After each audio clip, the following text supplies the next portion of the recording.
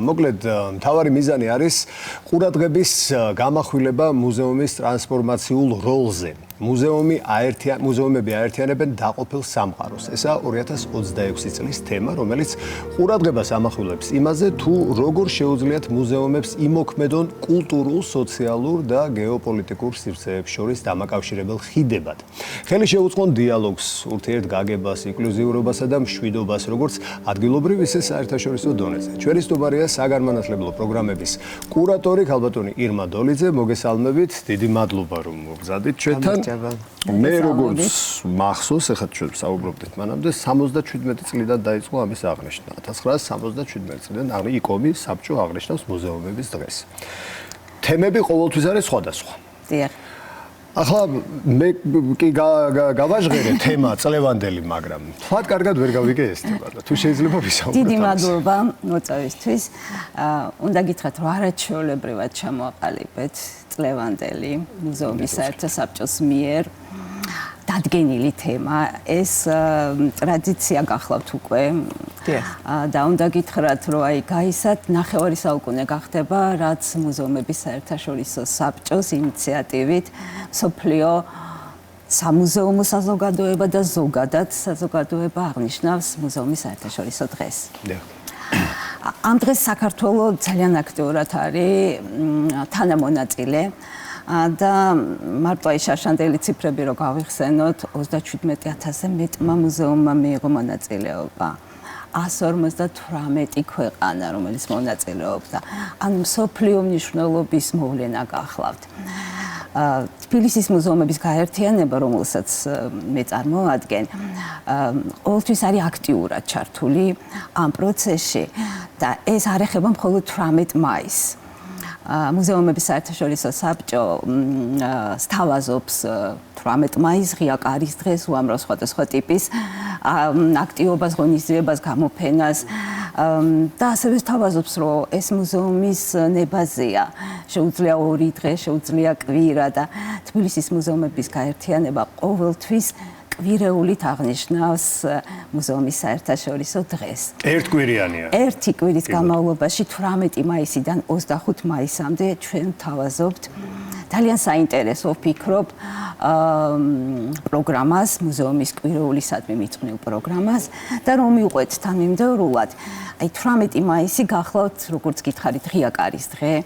ამ დღეს ნებისმიერ მუზეუმში მსოფლიოს მასშტაბით არის თავისუფალი შესვლა და თბილისის მუზეუმების გაერთიანება გარდა ამისა სთავაზობს ძალიან საინტერესო, ძალიან მრავალფეროვან, განსხვავებულ საგანმანათლებლო პროგრამებს. აი რა პროგრამებია ეს რომ ჩამოვთვალოთ ძირითადად და ვისთვის არის ეს გათვლილი ეს პროგრამები, მაგალითად მოსწავლეებისთვის, სტუდენტებისთვის, ნებისმიერი ასაკის ადამიანისთვის, ესეც რომ ვუთხრათ აუდიტორიას. ესე იგი საგანმანათლებლო პროგრამების გარდა, როგორც გითხარით, სთავაზობს ტურებს, სთავაზობს თამაშებს. ასაკობრივ კატეგორიას რაც შეეხება, მოყოლებული 5 წლის ასაკიდან და აღარ ვაკონკრეტებთ ასაკობრივ ზღვარს, იმიტომ რომ ეს შეიძლება იყოს ნებისმიერი ადამიანისთვის ძალიან საინტერესო. ეს პროგრამები, შემეცნებითი ტურები გახლავთ საათნახევრიანი, ანუ დამუშავებული იმ სახით, რომ იყოს მონაწილეობა ნებისმიერი ასაკის ჩვენი სტუმრისთვის საინტერესო სახალისო შემეცნებითი. აი, მხოლოდ სათაურებს რო გადავხედეთ, ახლა წარმოიდგინეთ, მთელი კვირის განმავლობაში 60-მდე პროგრამა არის დაგეგმილი. მაგალითისთვის მარკების საიდუმლო ენა, ლიტერატურული თამაში, გალაქტიონის აივნიდან. ეს სხვადასხვა მუზეუმებში და ახლა მიხვდება ჩვენი მაყურებელი, ქართული მუსიკის ისტორია ზაქარია ფალიაშვილის მუზეუმში, ვახტანგ ჭაბუკიანი, ფოლკლორიდან კლასიკამდე ვახტანგ ჭაბუკიანის მემორიალურ სახლ-მუზეუმში. მე უბრალოდ ხაზს გაუსმევ, თბილისის მუზეუმების გაერთიანება გახლავთ სახლ-მუზეუმების გაერთიანება და პლუს თოჯინებისა და სათამაშოების მუზეუმი არის მის შემადგენლობაში. სად ნახოთ ეს პროგრამების ჩამონათვალი? სოციალურ მედიაში. არის გაერთიანების სოციალურ მედიაში. დიახ, გაერთიანების ცხადია, არის ყველანაირი ინფორმაცია და რომელ საათზე, რომელი პროგრამა და ერთი რაც შეუძლია ჩვენმა მაყურებელმა გაითვალისწინოს, ამ მუზეუმებში თითო საათიანი შუალედით ინტერვალით არის პროგრამები. შეუძლია ყველგან მივიდეს. 11 საათზე რომ დაიწყება ილია ჭავჭავაძის ლიტერატურულ მემორიალურ მუზეუმში, 12 საათზე გაგრძელდება კოტე და სოციალისტების მუზეუმში, პირველ საათზე გალაქტიონ ტაბიძის, 2 საათზე და მოკლედ აი ესე მერაბ კოსტავას და ნიკოლოზ ბარათაშვილის მუზეუმი და თოჯინების მუზეუმი, რომელიც ახლა რეაბილიტაციის პროცესში, ისინიც კი აი ამ კვირეულის ფარგლებში მონაწილეობენ საგანმანათლებლო პროგრამები და ილია ჭავჭავაძის ლიტერატურულ მემორიალურ მუზეუმში იქნება ამ მუზეუმების საგანმანათლებლო პროგრამებიც. და მე მაინტერესებს იცით რა, მუზეუმები აერთიანებენ დაყოფილ სამყაროს. მე ძალიან დამაინტერესა თვითონ სათორმამ დღევანდელ მსოფლიოში ყველაზე დიდი გამოწვევა არის დაყოფილი სამყარო, ხო? თქვენი აზრით, მუზეუმის როლი რა შეიძლება იყოს ამ გამოწვევის საპირწონედ? თქვენ როლს დათხედავთ და ეს თემა რაღაცნაირად აერთიანებს თუ არა იმ პროგრამებს, რაც თქვენ დაგეგმილი გაქვთ და ახსენეთ. როგორც დასაწყისში ჩვენ აღვნიშნეთ, რომ ყოველ წელს მუზეუმების საერთაშორისო საბჭო რაღაც კონკრეტულ თემას თავაზობს ამ დღის აღსანიშნავად. ეს გულისხმობს იმას, რომ მოუწოდებს მთელ სამუზეუმო საზოგადოებას რაღაც კონკრეტულ მიმართულებაზე, თემაზე ჰქონდეთ ყურადღება გამახვილებული. ეს თემა, რომ მუზეუმები აერთიანებენ დაყოფილ სამყაროს, მართლა ძალიან მნიშვნელოვანია და მე მგონი ყველა ადამიანის, ყველა საზოგადოების გულსა და გონებაზე გადის. მაგრამ რო შეხედო აი როგორ რა როლს თამაშობს, აი როგორც თქვენ ბრძანეთ, მუზეუმი, რა შეუძლია რომ მუზეუმმა გააკეთოს. რა თქმა უნდა, ძალიან ბევრი რამ შეუძლია. მუზეუმი ხო ძალიან დიდი ხანია გაცდა ფარგლებს იმ სივრცისა, რომელიც მხოლოდ ინახავს და სწავლობს იმ ექსპონატებს, იმ საგანძურს, რომელიც მასშია დაცული, ის თავაზობს ინტერპრეტაციას. ეს არის სივრცე დიალოგის. ეს არის კულტურის გაცნობის, კულტურების გაცნობის, ამრავალფეროვნების, მათი კავშირის, ის რომ ეს უამრავი პროგრამა, ხო უბრალოდ 60-მდე პროგრამის ჩამოთვლა ძალიან რთულია, მაგრამ რო ნახავს ტელემაყურებელი, თვითონაც ალბათ გაუკვირდება სასიამოვნოთ ეს მრავალფეროვნება. ამ პროგრამების მიზანიც რა არის?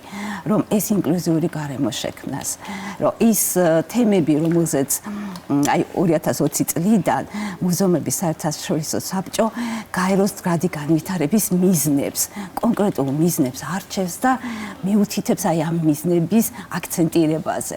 და აი მათ შორის არის სწორედ აი ეს ინკლუზიურობა, თანასწორობა, პარტნიორობა, ბუნებრივია. ასეა ნამდვილად. ქალბატონებმა თქვენ ახსენეთ აი მუზეუმის საუბრობდით უბრალოდ მუზეუმის დანიშნულებაზე. მე მაგალითად ნებისმიერ ქვეყანაში რო ჩავდივარ, თუნდაც ჩვენს ქვეყანაში სხვადასხვა ქალაქში რო მუზეუმში შევდივარ, თითქოს იქაურ ყოფას, იქაურ არსებას უფრო მაახლოვებს ის ექსპონატები, რაც იქ არის წარმოდგენილი. ამიტომ მე მგონი თემა 2026 წლის თემა ძალიან აქტუალურად არის შერჩეული და დარწმუნებული ვარ, რომ წარმატებული იქნება მატერიალური კითხვა გამიჩნდა.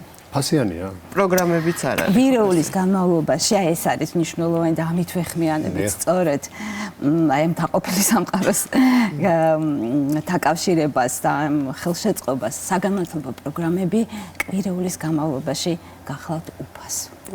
ძალიან კარგი. აქვე ვეტყვი მაყურებელსაც და თქვენს დამეთანხმებით სავარაუდოდ ილია ჭავჭავაძის ლიტერატურულ მემორიალური მუზეუმი უერთდება მუზეუმის საერთაშორისო დღისადმი მიძღვნილ ღონისძიებას ღამე მუზეუმში. ღონისძიების ფარგლებში 20 საათიდან 24 საათამდე ღია იქნება საგამოფენო სივრცეები. ეს ყოველწლიური ტრადიციაა, მე მგონი თუ არ ვცდები.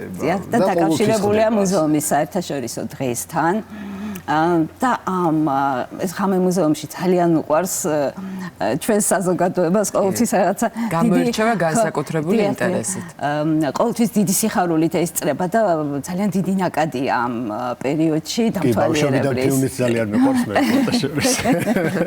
და ნუ გარდა იმისა, რომ ექსკურსიებს თავაზობს, გვექნება კონცერტი ანსამბლ მარგარიტის მონაწილეობით, იქნება სხვადასხვა ტიპის აქტივობების ახალი ალბათ ექსპონატები ხო არ ცოცხლდებიან.